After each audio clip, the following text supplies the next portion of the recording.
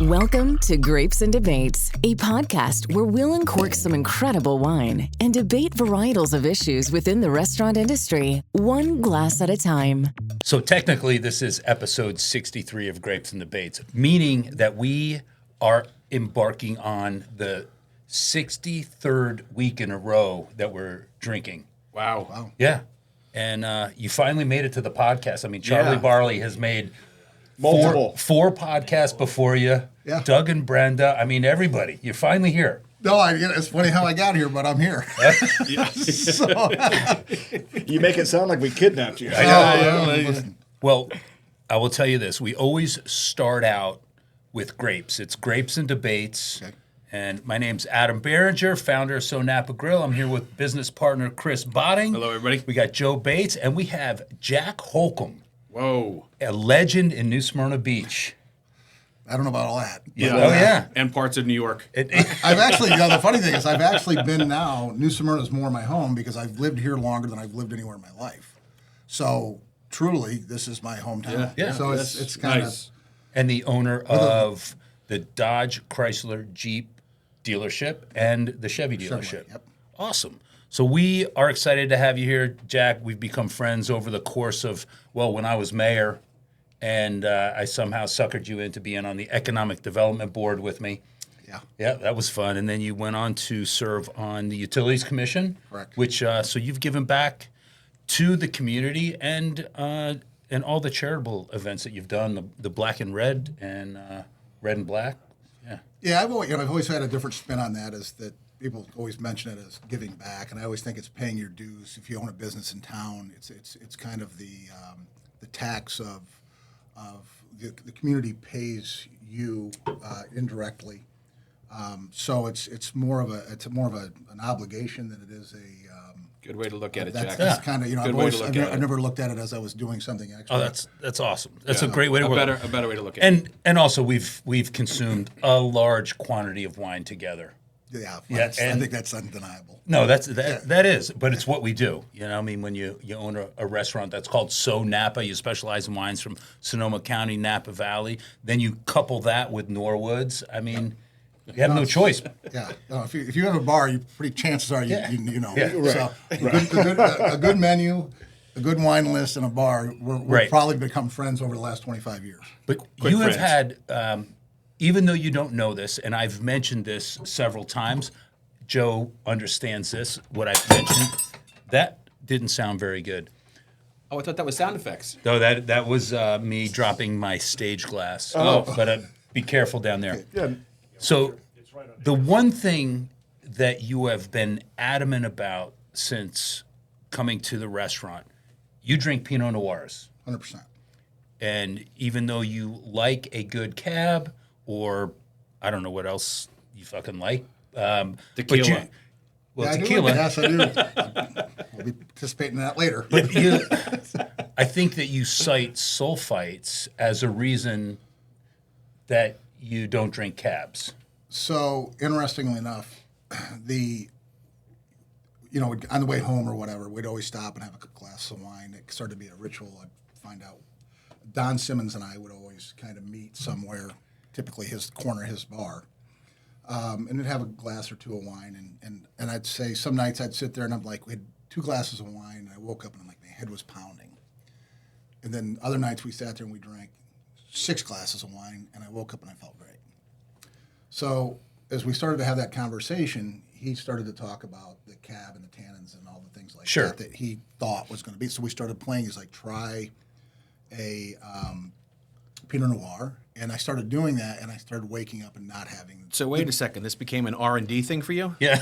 Everything. That's right. Yeah, all right, listen. We're still in the R&D phase of tequila, aren't we? So it was interesting though that all of a sudden, it's like my save house. So then I had the Vivino app, and then if I took a wine that I liked, then I'd start to say, okay, what do I like about it?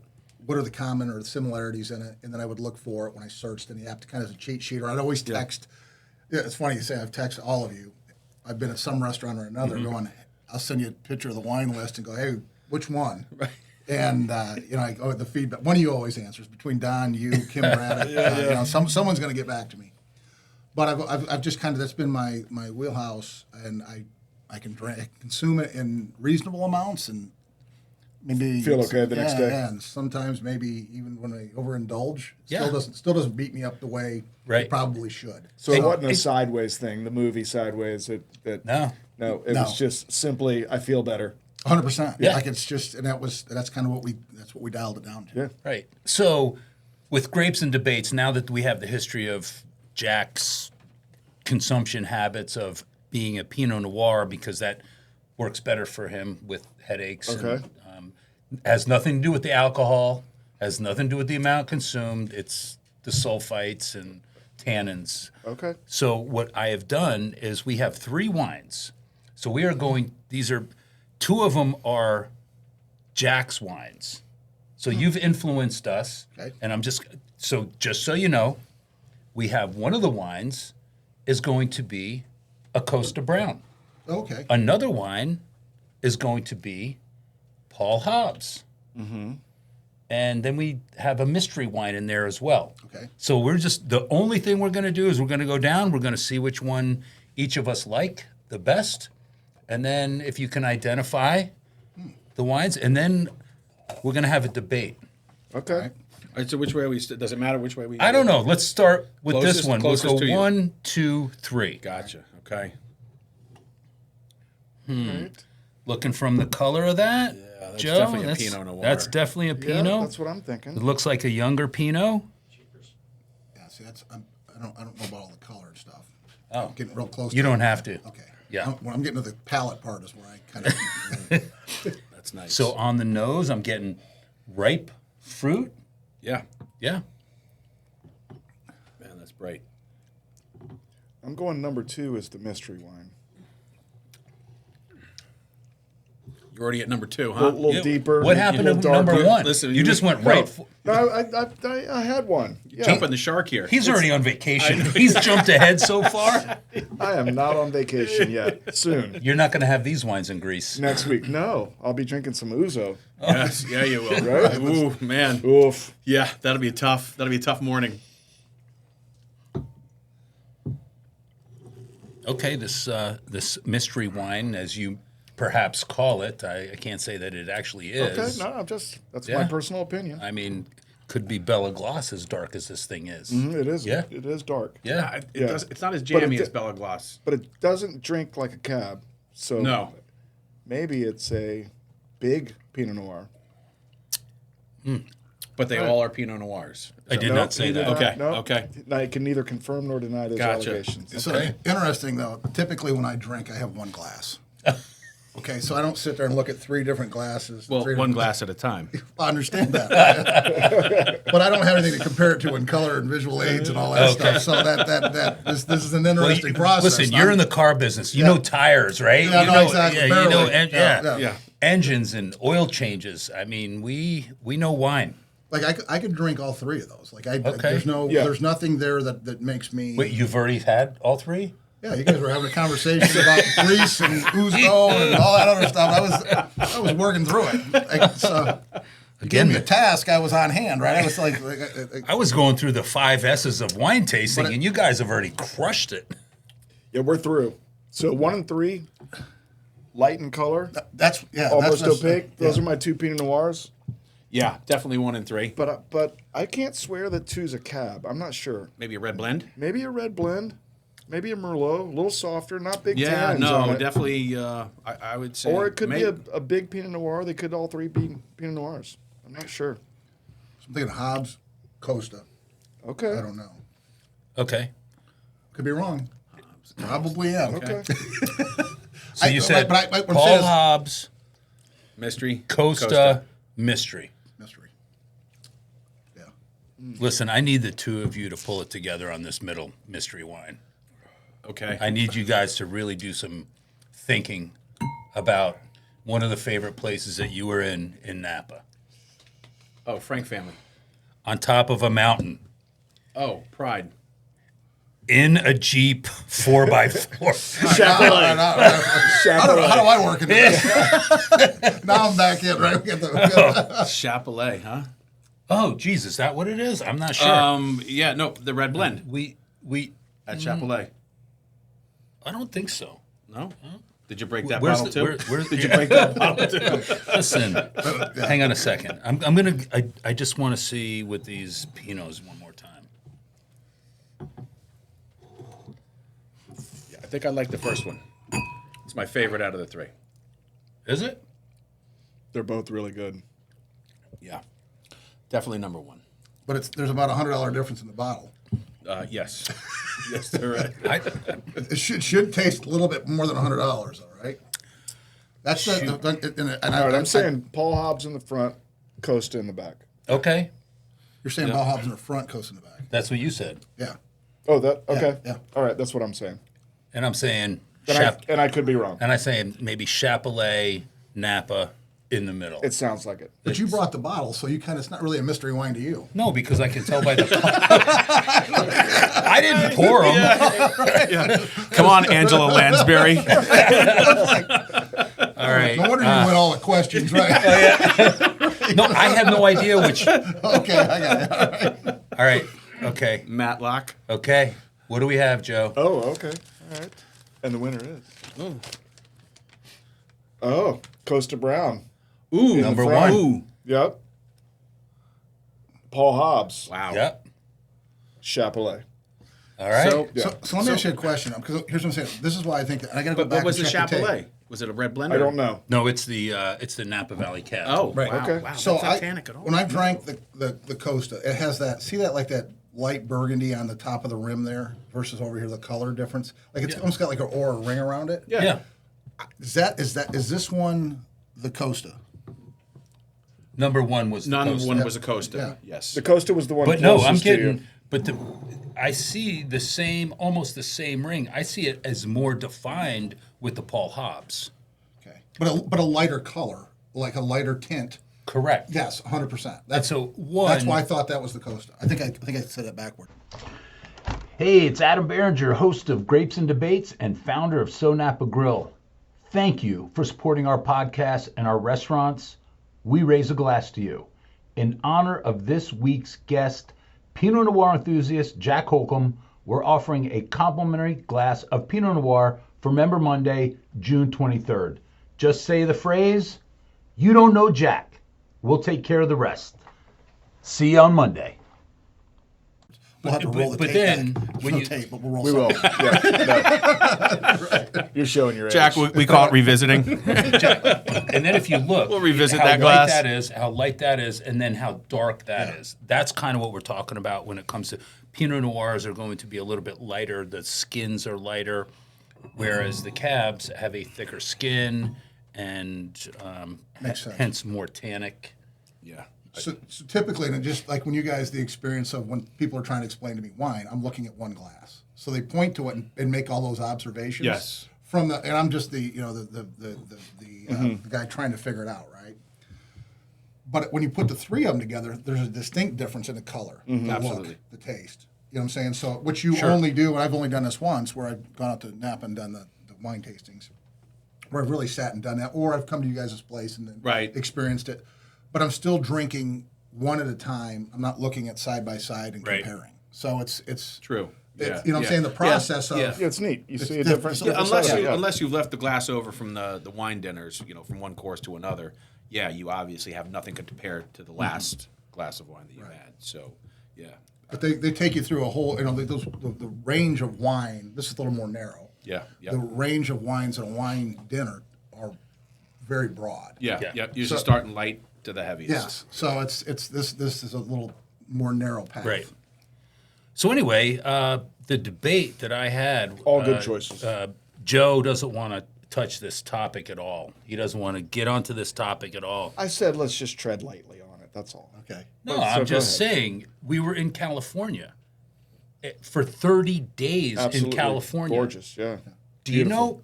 Well, and some I'm of just us were in there for 30 days. well, you were there for 14. You were there for 8. It seemed longer. Man, holy crap! My liver felt like it was there for a month. So, in California, everything seems to be more expensive, especially when it comes to gas and fuel. It was north of $5 a gallon to fill up. Do you know that they take $1.12.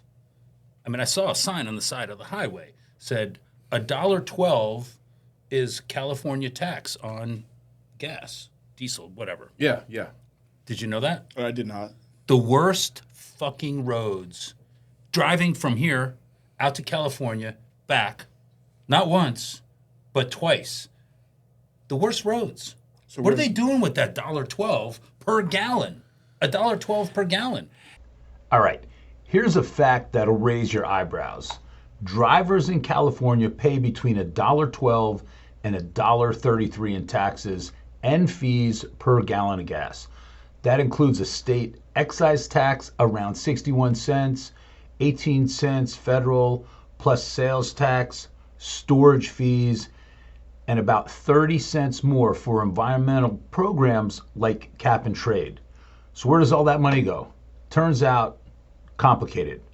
Despite pulling in over $7 billion a year, decades of underfunding, high construction costs, and fragmented oversight means roads are in disrepair, adding congestion and a shift in funding towards climate goals. You'll start to see why we were dodging potholes in wine country. SB1 slowed the bleeding, but California's road system is in disrepair. It needs surgery, not just Band-Aids. Yeah. You know the funny thing, I won't say the name of the place, but we go to this tournament, we play golf. And all these people were from California, and they're from Los Angeles, Beverly Hills area. You don't have to say Lake Tahoe. No. But I always thought it was funny because you're meeting people, you want to tread, you don't want to get into all the politics of it. And Never. So we're standing on a tee box and we're having a conversation that's backed up, and they start talking about through COVID and they left and the lockdowns and all these things, right? And I said, he goes, we're at the threshold of our good weather tax. And I go, what? He goes, yeah. He goes, I mean, there's only so much, because the weather out there is unbeatable anywhere in the world. Like, Hands down. Agreed. They absolutely, and I think Joe Rogan just mentioned this, or no, it's Dana White that said, how could you screw up, like his the TikTok out there, how could you screw up California? He goes, there was a time I would create a meeting just to go to California. Right. Yeah. He goes, now I haven't been there in years. Right. He goes, it's just because it's so ridiculous and it's impossible to do business. And they were all talking about, like, he says, with the homelessness on the streets and the drug rampant people running through the community. That was me back. But they all. But that was in Manhattan Beach. They all with gave Dave me Mack. Yeah, they all gave me this experience of, I bought my first house. My wife now can't go down in a very affluent neighborhood. My wife can't go down and even get the mail without being approached. The other one said, the traffic's so bad, like to even go anywhere, it's a whole day. Like it's just you're gonna. Yeah. So they all had their issues of they're up to here with I can't take it anymore. Right. One lives in Tampa, one lives in Houston. Now they fly back. He goes, and just so you know, I shoot all my episodes that I shoot in 56 or 52 days. And he goes, but they tax me for the whole year. Oh. So I pay. I still, even though I live in Texas. Yeah. I pay because we shoot in California. Yeah. And he goes, I get taxed. And if you listen to all the filmmakers and stuff right now, they're all talking about how these abatements and stuff have come and sucked the businesses out of the film development. And this is industry Joe out of- Rogan you're talking about, filming in Dana White. Oh, Dana White. Dana White And was- then being on the tee box with some. Some guys, that work in that industry. So it was just an interesting conversation because it just came from the hip, and one said one, and then the other parts, they all started to contribute of what their experience was and what their thresholds was. I was like, Then how do they? well, then I was like, all right, well, I guess it's open now. Okay, so let me We're up ask in you that. Florida, so we don't do any of that shit. After that conversation, what kind of shot did they have off the tee? Well, they're all good golfers. Oh, okay. Yeah, that's All right. they're all So that's why they're on our team. That's why we picked them because we're trying to we're trying Stack to your put team. them, Stack your team. 100%. Okay, speaking of that particular tournament that you were at, I know one year you were out there and you happened to, I don't know if you golfed with Aaron Rodgers, but you hung out with him. Oh yeah. So He is now going to be a Steeler. Yep. And how do you see that playing out? I mean, so your son is on I the love team? it. Yeah, I mean, yeah. So my son, 41 years old. Can this dude still bring it? yes. So The Yes. answer is no. The answer is yes. so what do you Okay. like the Ravens or something? Yeah. I don't think at 41 he's. All right, so His dog's name's Lamar. So let me throw some. Let me throw some numbers at you. Okay. Because it's your. And again, I had a small time window where the guy couldn't have been nicer, more hospitable. Right. Very, very laid back, good human being. If you went to any of our houses, you would hope to be treated that way. He didn't know who us was. There was never any stardom that he portrayed to us anyway. Yeah. You know, So- after that story that you told, I'm a fan of his. It's just like you Yeah. meet people, right? You're like, I'm just sorry what you see on TV or what these people are reporting. It's just not accurate. Yeah, That's right. not the guy that I met. Yeah. So, but it was interesting. So I had, so when he signed and everybody's got their opinion and they want to text you and all this stuff. And I just said, here's the numbers. The guy at the end of the year, he had the last 7 games. He'd fired the coach. He'd fired the GM. I think the guy threw 13 touchdowns and 3 interceptions in the last 7 games. So with the coach gone, his guy gone, everybody gone, Yeah, he's still matching. doing his thing. he's doing it. So and he can sling it. So if you go look at Brady at the end of his career, and it was funny because I was listening to one of the interviews that they were talking about it. He releases the ball so quick. So it's if you bring pressure, ball's coming out. If you don't bring pressure, then he's going to buy space. He's going to work the pocket, and then he's going to pick you apart. If you look at the velocity on his ball, he spins it like it's not a. I'm looking at him going, he might be 41, but that ball's not coming off his hand like he's 41. Right. Gotcha, So gotcha. I just think there's a different. I'm biased because my son plays on the team, but I think that.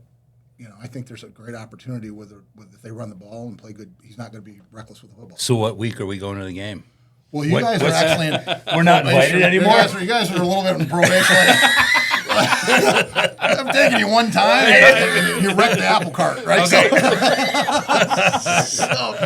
Right, we probably like to Cole say, will watch you. just tell me you're all watching. If my son makes it through the game, then maybe we'll start to work down that. Oh, that's right. That's the game your son got. Yeah, so Yeah, you're not going back. no. Well, just remember, I was not at that game. there you go. If you want to switch it up a little bit, I'm a lot of fun. I'm a lot of fun. Yeah, so that's when we. It is true. He is a lot of fun. Yeah. Well, they do have a game in Ireland this year that we'll be going to. So that's going to be kind of fun. Yeah. So that's Is that the first ever? All right. I happen to be free that weekend. Yeah. right. No. Eddie Schatz, we need a plane that particular day. Yeah, no, right. Yeah. A bigger one to get across the pond. Yeah. Without stopping for gas. Anybody got a G7 out there that's By the sitting way, idle? I think that there is a competition with our Ormond store and our New Smyrna store between you going into New Smyrna, drinking Costa, drinking Paul Hobbs, and then Eddie drinking Costa and Paul Hobbs. So He needs to step it up. Yes, He so- needs to show up a little bit more. This is kind of a good story for you guys because you